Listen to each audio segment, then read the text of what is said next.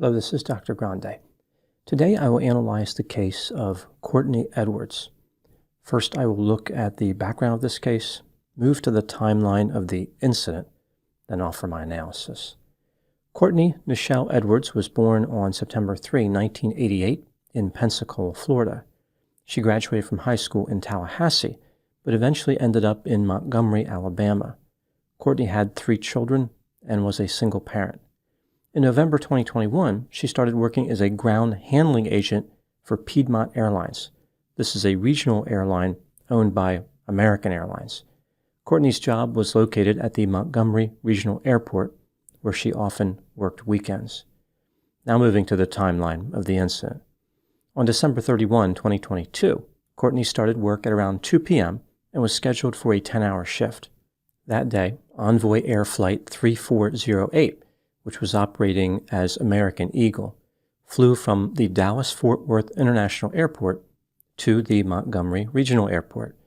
The aircraft was an Embraer ERJ 170-200LR. The marketing designation for this aircraft is Embraer 175LR, so it's often referred to by this designation or simply Embraer 175. This is a narrow-body, twin-engine jet airliner which is used for short to medium-range routes. The aircraft has 81 seats and a maximum takeoff weight of 82,000 pounds. Each engine is rated at 13,420 pounds of thrust. Just to put this in perspective, a Boeing 777-300 has a maximum takeoff weight of 660,000 pounds, and each engine generates 115,000 pounds of thrust. The Embraer 175 is a much smaller aircraft. There were 59 passengers and 4 crew members on Flight 3408. The aircraft arrived at 3:35 p.m. and taxied to gate number 4. Both engines were running at this time. This particular aircraft had an inoperative auxiliary power unit, or APU. This would normally provide power when the engines were off, but with it not working, at least one of the engines needed to remain on until the aircraft could be connected to ground power. At 3:38 p.m., the captain started shutting down the number 2 engine, which is on the right side of the aircraft from the captain's perspective looking forward. The number 1 engine, which is on the left side, remained running. After noticing that the forward cargo door had been accessed, the first officer opened the cockpit window and told the ramp agents the engines were still running. Nobody was supposed to approach the aircraft with the engines running other than to chock the front wheel. At 3:39 p.m., the captain noticed the fail symbol on his engine display. A few seconds later, he felt the aircraft shake violently and saw that the number 1 engine had shut down. It did not spool down, rather it shut down suddenly. The captain left the flight deck, walked to first class, and looked out of the cabin window. On the pavement in front of the number 1 engine, he saw a body and body parts. The captain closed the window shades and asked the passengers not to reopen them. Here is what the investigation by the NTSB revealed. The body in front of engine number 1 belonged to Courtney Edwards. She had been ingested by the engine. The engine stopped and her body fell forward. Her body was not pulled through the engine. Nobody else was physically injured in the incident. Investigators were able to figure out the sequence of events that led up to the tragedy. 10 minutes before Flight 3408 arrived at the airport, the lead ramp agent held a safety briefing. He told the ground crew that the engines of the aircraft would remain running until ground power was connected. Nobody was to approach the aircraft while the engines were running. Normally, safety cones would be placed at various points around the aircraft, but that should not happen until the engines had been turned off and spooled down, and the flight crew deactivated the red beacon lights. Immediately before the aircraft reached the gate, the lead ramp agent held a second safety huddle, where he repeated the same message. The engines would be running, and the aircraft should not be approached. Surveillance video revealed that after the aircraft was marshaled to the gate, and the nose wheel was chocked by the lead ramp agent, Courtney started walking toward the tail of the aircraft to put down a safety cone. When she approached the jet blast area behind the number 1 engine, she stumbled and continued walking. After this, she walked toward the left wingtip, then back toward the fuselage. Courtney stepped in front of the number 1 engine and turned to her left, which was away from the engine. At this point, her left leg moved back toward the number one engine. As her left foot touched the ground, her right leg lifted off the ground and moved upward. Her torso entered the engine inlet, and her left leg lifted off the ground and entered as well. Courtney's cause of death was multiple blunt force injuries. At the time of the incident, the upper and lower red beacon lights on the aircraft were illuminated. Only after it was safe, Courtney was supposed to place a cone at the left wingtip, walk to the tail of the aircraft and place another cone, then continue to the right side to assist with baggage unloading. None of her duties involved being in front of the number one engine. The lead ramp agent said that after he set the chocks on the nose wheel, he saw Courtney getting ready to place a safety cone by the tail. He yelled at her and motioned for her to move away from the aircraft. She began to move away, and the lead ramp agent turned away from her to lower the ground power cord. A few seconds later, he heard a bang and noticed that the number one engine had shut down. As I mentioned, Courtney started working for Piedmont Airlines in November 2021. She was the subject of a corrective action in December of that year after demonstrating unsatisfactory performance.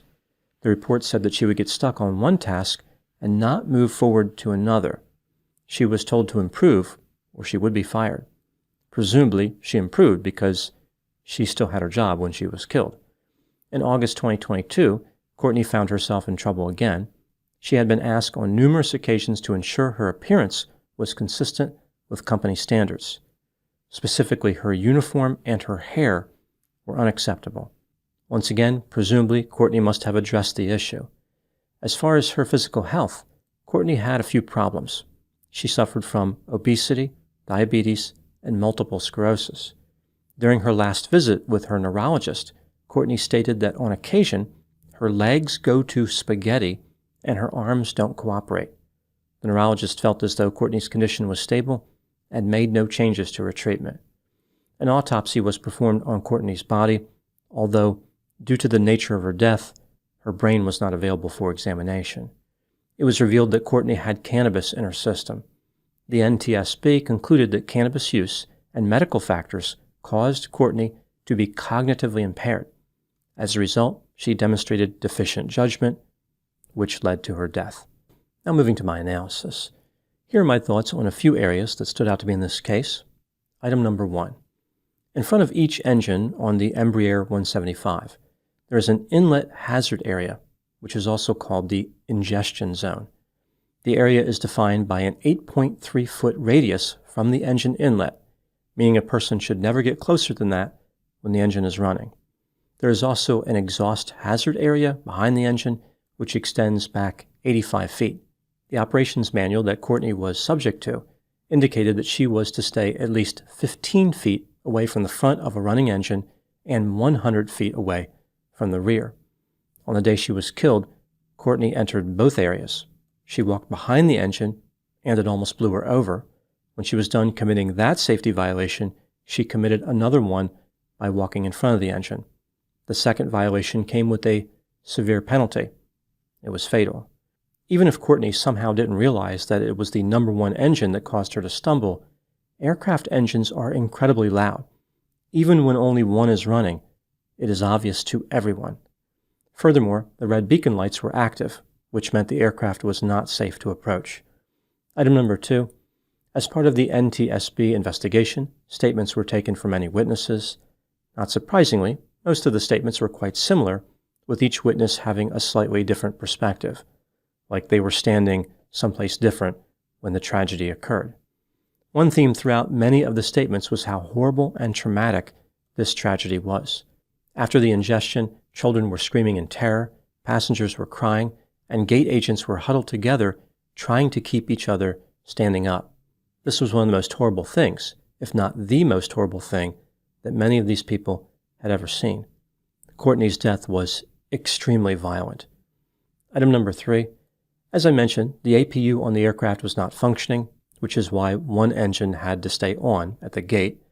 There are certain items which can be inoperative or unavailable on a commercial aircraft, and the aircraft is still permitted to fly. This is called the minimum equipment list. The aircraft involved in this incident was permitted to be operated without the APU being functional. The APU wasn't the only problem. The first officer's dome light was also not working. I realized that it is not practical to demand that everything on a commercial aircraft is functioning 100% of the time. But if the APU had been working, Courtney would not have been killed. The change in routine caused by the non-functioning APU added one more level of complexity that Courtney could not handle. This brings me to item number 4. What do I think happened in this case? This is just a theory, my opinion. There are several possibilities to consider here. Theory number 1 is cognitive impairment. As I mentioned, investigators believe that Courtney was cognitively impaired from cannabis use and her medical problems, almost like she was in some type of zombie state, just wandering around in front of the aircraft. Theory number 2 is that Courtney stepped in front of the engine because she simply didn't care about following the rules. She heard her supervisor tell her not to approach the aircraft, but she did it anyway. Theory number 3 is that Courtney was simply not paying attention, but this wasn't due to any type of cognitive impairment. Under this theory, she did not deliberately break the rules. Another way to divide up these theories is to place theory number 1 in one category and merge theories 2 and 3 into a second category. Essentially, it comes down to cognitive impairment or not. What is the most likely explanation? In my opinion, I think it's more likely that Courtney was not cognitively impaired. Here's why I believe this. Courtney was described as someone who had a hard time focusing, and she would lose sight of the bigger picture. Most people who are described this way do not have a cognitive impairment. On the day of her death, Courtney showed up at work as usual. She must have used cannabis sometime before this because it was in her system, but nobody noticed behavior consistent with impairment. Unfortunately, plenty of people go to work after using cannabis. When the aircraft approached the gate, another ramp agent opened the forward cargo area. Courtney was not the one who did that. Rather, it was a different person who also violated the safety rules and approached the aircraft. I doubt that person was cognitively impaired. Rather, they just had a poor commitment to safety. Courtney's disciplinary history indicated that she did not always follow the rules. When the aircraft was taxiing to the gate, the first officer said, "So we'll see if they try and open the doors with the engine on." The captain replied, "Yeah, like those knuckleheads in Dallas." This makes it sound like approaching this aircraft with the engines running was something that other ramp agents had done, like people were not following the rules. Everywhere this aircraft landed, there was a risk of this happening. As I mentioned, the most likely theory in this case, in my opinion, is one that does not involve Courtney being cognitively impaired. Rather, she chose to disregard the rules or was not paying attention. To further break this down, if I had to choose between theory number 2 and theory number 3, I would say that Courtney chose to disregard the rules. So theory number 2 was the most likely. Her actions were deliberate. There is a sense that ramp agents sometimes took their chances, but Courtney pushed her luck way too far. Now moving to my final thoughts. Sometimes when people work in dangerous conditions, they no longer appreciate the hazards around them. They believe that nothing will ever happen to them. They can use cannabis, they can disregard safety rules, the laws of physics don't apply to them. This case is an extreme example of this attitude because the hazard was obvious. Courtney walked in front of a jet engine that was running. It's not like she could have missed it. The risk was not insidious. Furthermore, there was literally a red flashing light involved. If this type of tragedy cannot be prevented, what hope is there in cases involving risks that are less obvious? I think the lesson here is that sometimes people just find a way to cause a disaster.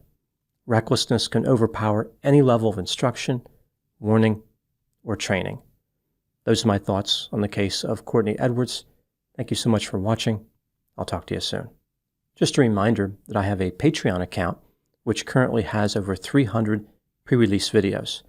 When I put videos in pre-release mode on Patreon, they usually stay there for a few months, if not a year. I will put the link to Patreon in the description for this video.